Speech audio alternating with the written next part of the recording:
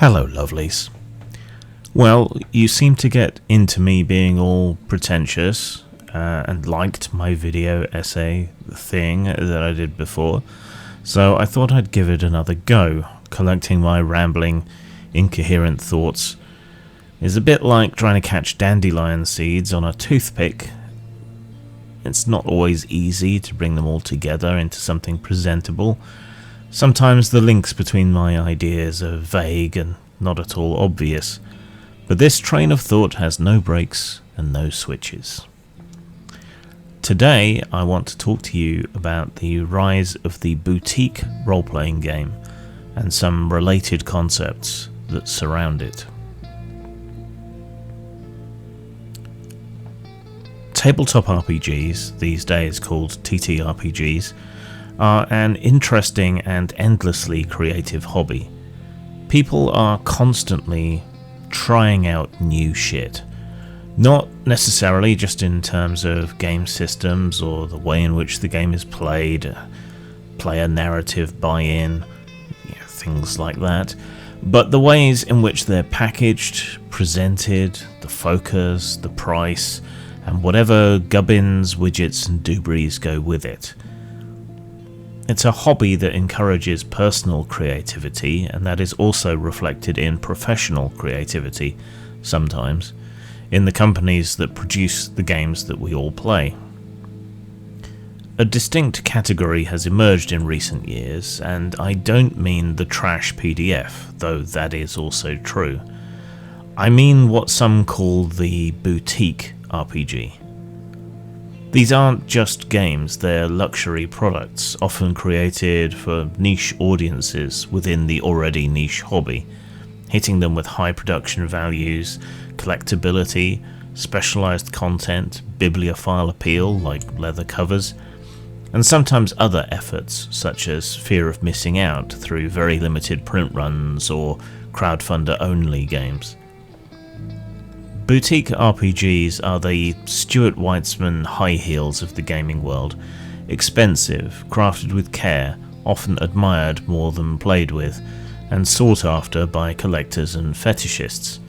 And I dare say, as with wealthy furries and feet fetishists keeping the fan art world lucrative, it's the fetishists paying out most often. Boutique games represent a growing divide between cheap PDFs and electronic content, and a rising demand on the flip side of that for high quality, physical, real world experiences and objects, or Instagrammable items. How did this start? How is it continuing to happen, and what does it all mean? First, we need to define what constitutes a boutique RPG, and that will doubtless prove to be contentious. I'm defining them by several key traits. 1. A high price point. These games are far from budget friendly. They often start at $50 for a relatively small book and can rise to $250 or even more. 2. A specialist and limited audience. These aren't mass-produced products. Boutique RPGs often target specific niche audiences, perhaps underserved, or perhaps that do not really exist otherwise. 3. Limited print runs. Many boutique RPGs are printed in small batches, increasing their exclusivity and collectability. 4. A focus on artistic value. Beyond gameplay, the design, artwork and physical presentation of these games are as much a part of the appeal as the mechanics. This is often to the cost of usability as a practical item, or even the game itself as art, the play of it. 5. Crowdfunding bloat. Crowdfunding has made these sorts of projects more viable financially, and has incentivized creators to pile on the special features and additions in order to encourage more people to pay, and to pay more. Here are some of the landmark games in this loose category. Nobly. Nobly, renamed in our house unfortunately as Noblins due to a misreading of the text on the spine, is arguably the first true art house RPG, setting a precedent for luxury and aesthetic design, and representing a huge leap of risk within the hobby. Written by Arshawn Borgstrom and published by Hogshead Publishing, the second edition, also known as the Great White Book, came in an unusual oversized landscape format, with a minimalist white cover featuring ethereal artwork by Charles Vess. This game is often described as a coffee table RPG, more admired for its art and its form than it is played, due to its narrative, obtuse mechanics, and adopting the aesthetic of Paper Tiger fantasy art books. Its success was a huge surprise for most, largely due to its unconventional format and deeply abstract setting, where players embody godlike beings who are the incarnations of concepts. This was very much part of the new school and indie RPG scene, before the latter calcified into high school drama for nerds. The rulebook itself became a coveted collector's item, often collecting dust on shelves or the aforementioned coffee tables, more as an artistic artifact than as a tool for storytelling. It is a totemic example of how some RPGs transitioned from being rulebooks, textbooks, manuals of nearly pure functionality into being objects of art rather than objects that contained art. It also shows how many such games became something owned, shown off, but rarely if ever played. Tolus. Monte Cook's Tolus is the behemoth of boutique RPGs. Released during the 3.5 edition era of Dungeons & Dragons, Tolus stands out not just for its high quality production, but also for the sheer weight of its content. Clocking in at 672 pages, it's one of the largest RPG books ever made, and is probably tank-proof in the same way that the Hero System book has been shown to be demonstrably bulletproof. The amount of detail in Tolus is staggering, with every inch of the city meticulously planned. Players could spend years exploring its streets, tunnels and factions. While the price point was high, the value was equally massive. It's the kind of book that immerses you simply by flipping through its illustrated pages. Tolus is a milestone in RPG design, highlighting a demand for exhaustive, well-produced world building, and it was influential over my own project Whitechester. Whether there is still a demand for such highly detailed settings remains to be seen, in my experience, not to the extent that perhaps there once was. Eclipse Phase. Posthuman Studios took a gamble with Eclipse Phase by releasing it under a Creative Commons license, meaning anyone could download and play the game for free. This might seem counterintuitive for a boutique RPG, but the quality of the physical product, full-colour illustrations, rich lore and world building, made the game a must-have for many collectors, despite its free availability in its online digital form. This Lost Lead digital edition was itself groundbreaking, and a new way to market RPG product, one that seemed to pay off for Posthuman, but which has had limited success in more recent years. Like many ideas, it seems to have been one that really only worked once. The game is set in a post-singularity transhumanist future, where themes of body hopping and AI dominance are woven into its mechanics. It used a lot of CG-assisted and other art assets. At the time, it had more of an of-the-moment futuristic sci-fi feel, in keeping with the techno-utopianism of its shareware approach to marketing. But these days, looking back, it feels a little bit dated and very much of its time, and its complex and detailed system, with the accompanying hassle of swapping transhumanist bodies, made it less playable than it could have been. The game's setting and ideas appealed naturally to the burgeoning tech bros, despite stemming from an earlier techno-utopianism. This was hardish sci-fi that also tapped into a lot of cyberpunk elements and appealed to that sort of audience.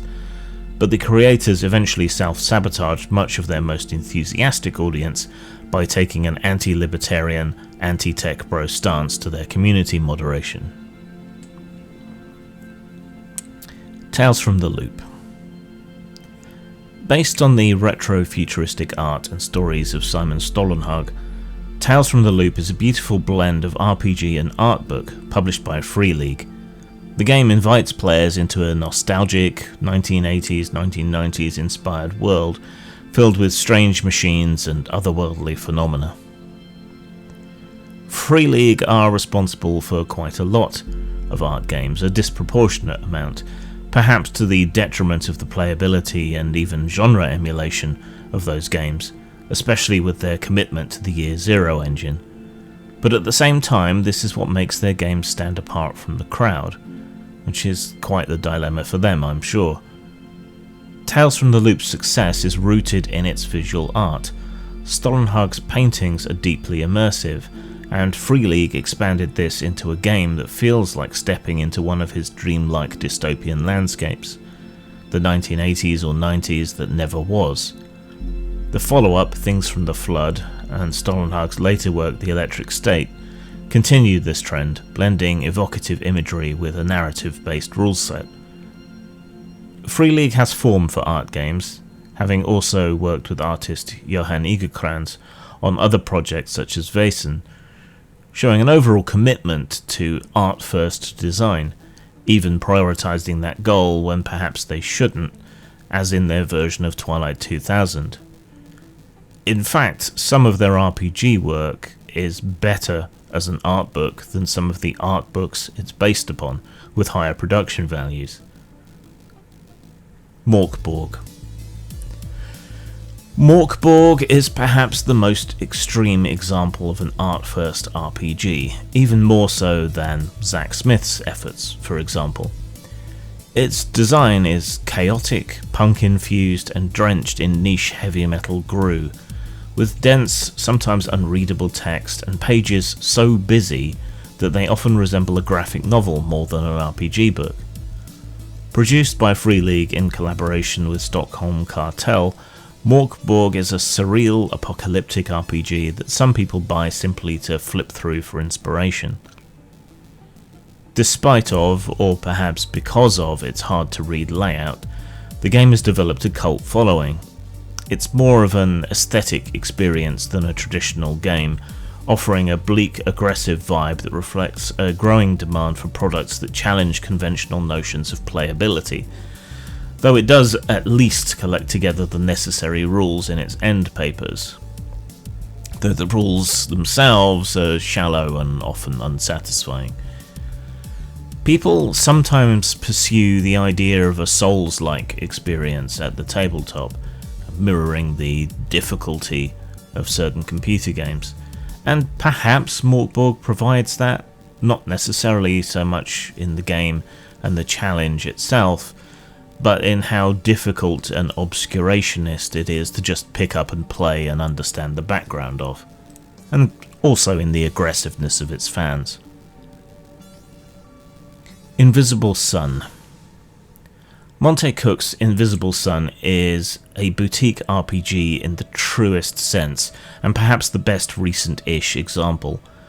Sold in a massive black cube, it contains multiple books, decks of cards, tokens, and other props, all designed to immerse players in a surreal, dreamlike setting. Priced at over $250, Invisible Sun is designed to be a luxury experience aimed at an audience who value physical objects as part of their gameplay. This at a time when in-person play is consistently deteriorating and online play is so ascendant that Wizards of the Coast have bet the farm on their virtual tabletop for D&D's 6th edition. Invisible Sun's abstract themes and unusual presentation make it a bit of a status symbol within the RPG community. The sheer complexity and number of components also make it challenging to play, leaving many buyers to treat it more as a collector's item or an inspiration more than an actual game. It's another example of how the line between game an art object has blurred in the boutique RPG world, and how collector's edition mentality has bled over from computer games into tabletop. Genesis Rebirth. Produced by the visual design company Mor Borg, Genesis is a post-apocalyptic RPG with breathtaking art and a convoluted, highly detailed cultural background and in-game history. Despite its incredible production values, the game never found the success its creators hoped for, and almost certainly never paid for itself. Mor Borg, frustrated by the game's poor reception, openly expressed their disappointment, resentment, and contempt towards the RPG community for not embracing their vision, which just seemed petulant and compounded the issue they were already having, which is a hallmark of auteurs and artists. Much like Fantasy Flight's Warhammer Fantasy Role-Playing 3rd Edition, which failed due to an over-reliance on physical components and a high price point, Genesis demonstrates the risk of investing heavily in a product that requires significant buy-in from players, work from players, especially in an era when digital play has become the norm and when budgets are tightened and challenged by the cost of living crisis. That Mor Borg could quit the field in a huff as well means that Genesis will probably never even enter the ranks of beloved failures and will remain instead a footnote.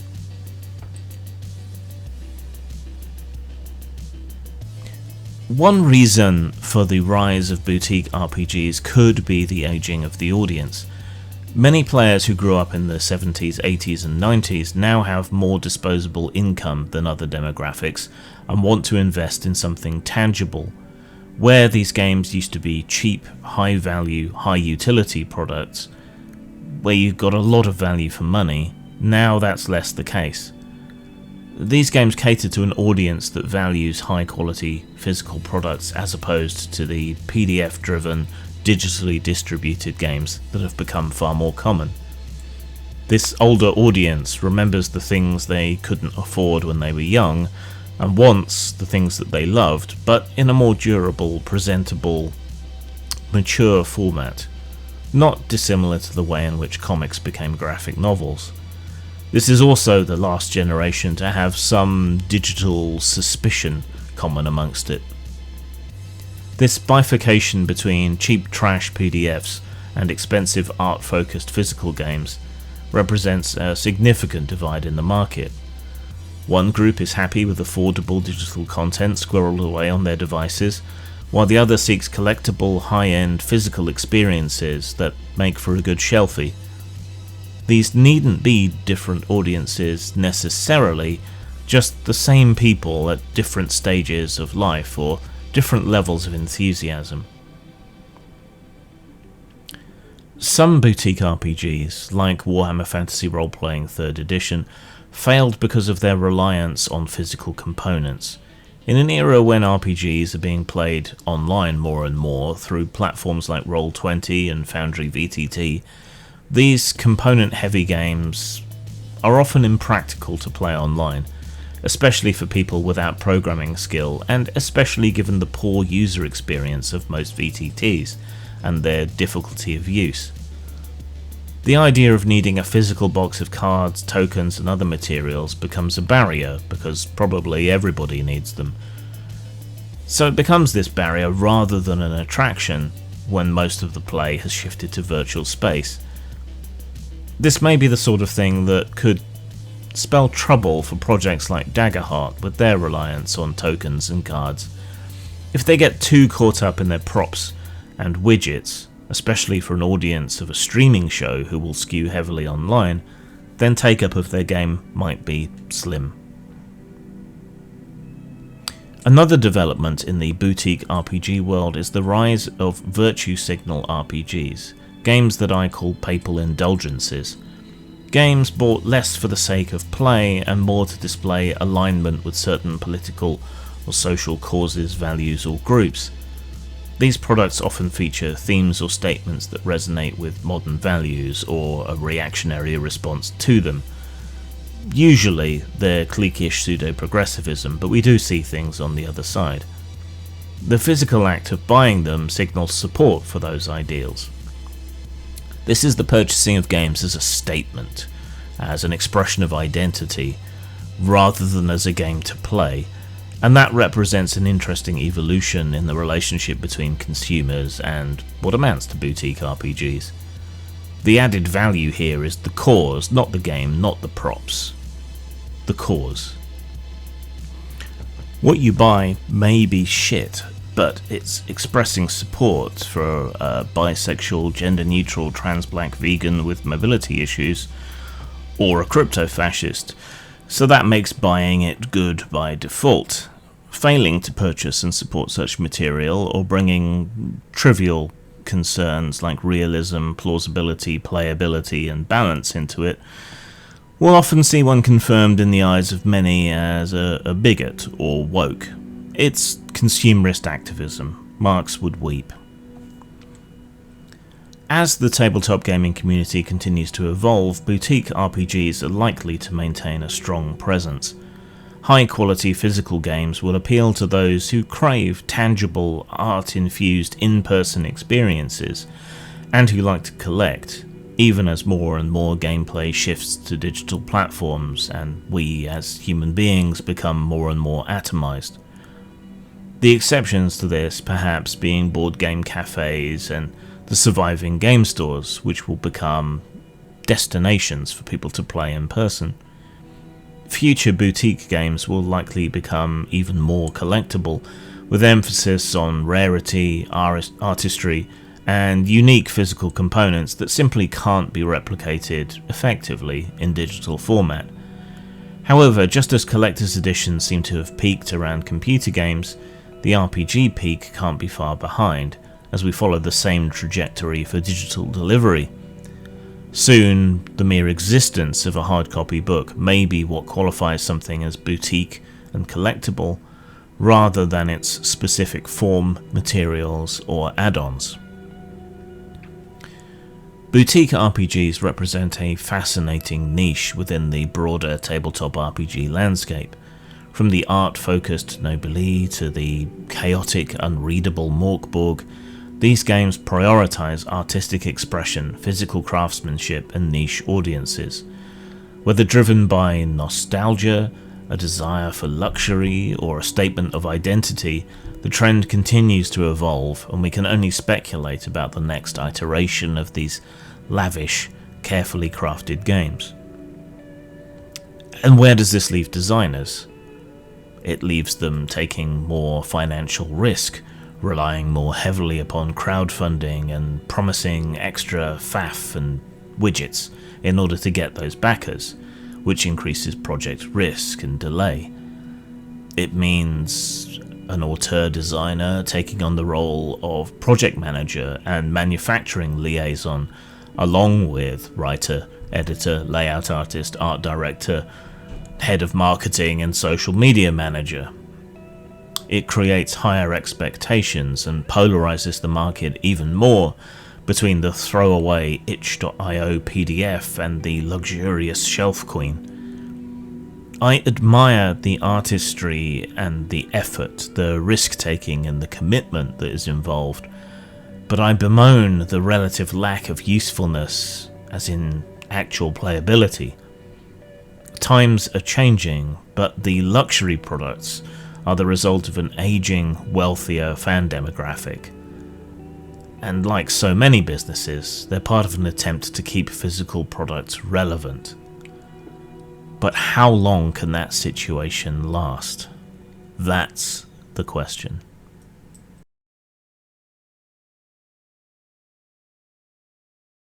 Do you like t-shirts? Yeah, boy! Do you like games? Certainly. Are you perhaps a little bit kinky? Yes, quite. Then buy one of our B&D t-shirts at Teespring. Teespring.com/stores/postmortem-studios. You want to be cool, don't you? Does the word duh mean anything to you?